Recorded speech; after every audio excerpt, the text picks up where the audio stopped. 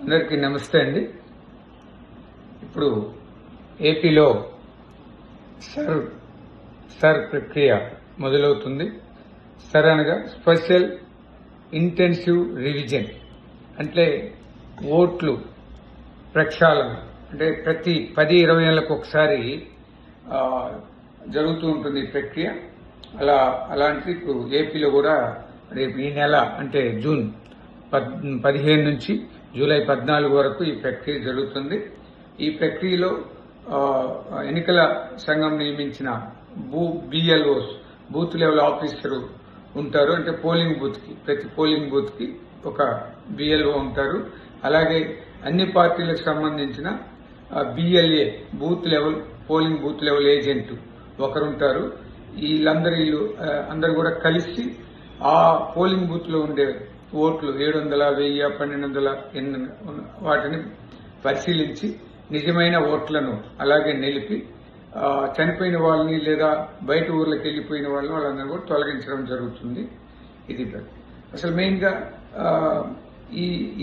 ఈ నెలలో జరిగే ఈ ఓట్ల ప్రక్రియలో ప్రతి ఒక్క ఓటరు మళ్ళీ ఇప్పటి నుంచి ఉండేవాళ్లే ఓటర్గా నిలుపుకున్న వాళ్ళు ఓటుని. ఎందుకంటే ప్రక్షాళన అన్నమాట ఇది కంప్లీట్ గా. మాకు ఒక 20 ఏళ్ల నుంచి 30 ఏళ్ల నుంచి ఓటు వేస్తున్నాం, ఇప్పుడు ఎక్కడికి పోద్దంటే లేదు.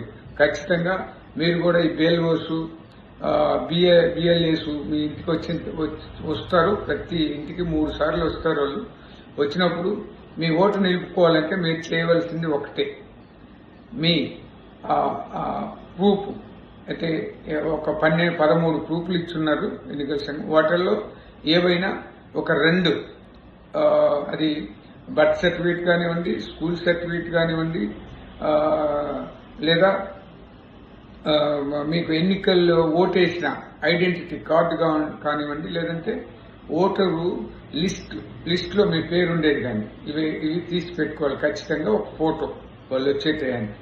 వాళ్ళే ఆల్రెడీ ఓటు ఉన్న వాళ్ళకైతే వాళ్ళు ఫామ్ ఫిల్ చేసుకొని వస్తారు. ఆ ఫామ్ మీద సైన్ చేసి ఫోటో అంచి వాళ్ళకి ఇచ్చేస్తే మన ఓటు ఆటోమేటిక్ గా ఎంటర్ అయిపోతుంది.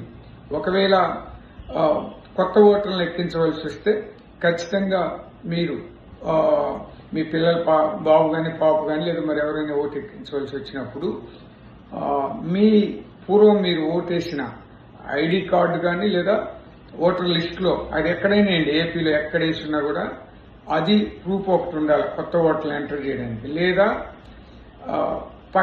మీ పక్క ఒక 2 వాళ్ళు కరెక్టే ఇక్కడే ఉంటారు అని చెప్పాలి. వాళ్ళకి కూడా ప్రూఫ్ ఖచ్చితంగా ఈ 13 ఇంట్లో ఒక 2 ప్రూఫ్స్ ఖచ్చితంగా మీ దగ్గర పెట్టుకోవాలి. ఒక ఫోటో. వాళ్ళు లేకపోయినా కూడా మీరు బిఎల్ఓస్ కి ఇవ్వచ్చు ఆ ఓటుని. అలా కూడా ఆ ఓటు ఎక్కించే అవకాశం ఉంది.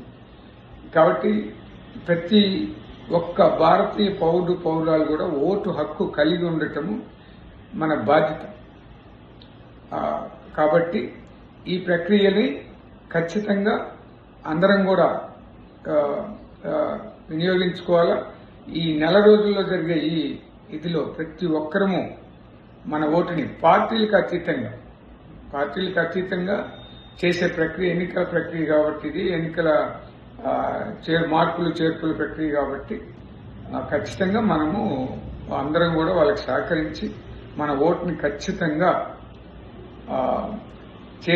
చేర్పించుకునేలాగా మన ఓటు ఖచ్చితంగా ఉండేలాగా చూసుకోవాల్సిన బాధ్యత మన మీద ఉంది. మీకు ఏదైనా నా డివిజన్ 16వ డివిజన్ వరకు నేను వైఎస్ఆర్సీపీ అధ్యక్షుడిగా ఉన్నాను.